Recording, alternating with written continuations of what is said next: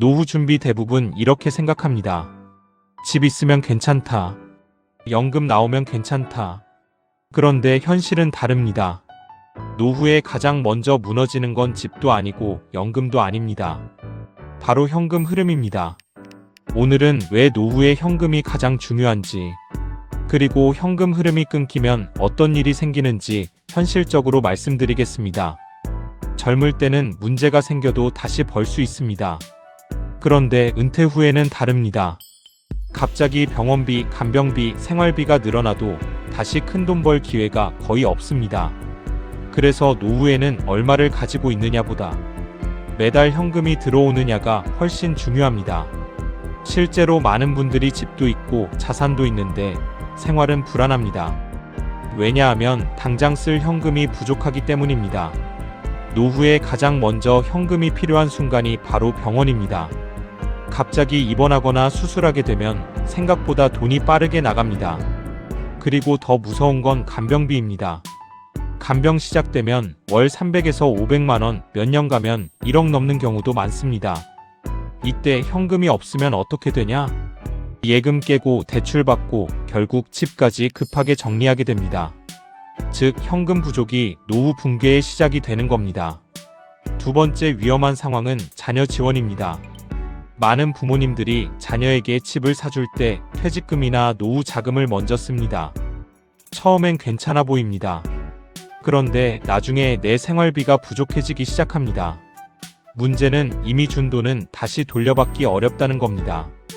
그래서 노후에는 도와주는 것보다 내 현금 흐름 지키는 게 먼저입니다.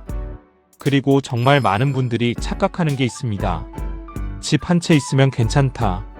근데 현실은 다릅니다. 집은 자산이지만 당장 생활비를 만들어주진 않습니다. 오히려 재산세, 건강보험료, 관리비가 계속 나갑니다. 특히 큰 집 그대로 유지하면 현금은 부족한데 지출은 계속 늘어납니다. 그래서 노후에는 자산보다 현금 흐름이 중요하다는 말이 나오는 겁니다. 그럼 어떻게 해야 할까요? 첫 번째, 지출 구조부터 줄여야 합니다.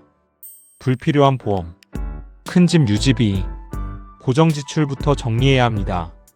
두 번째, 연금 외 수입을 만들어야 합니다.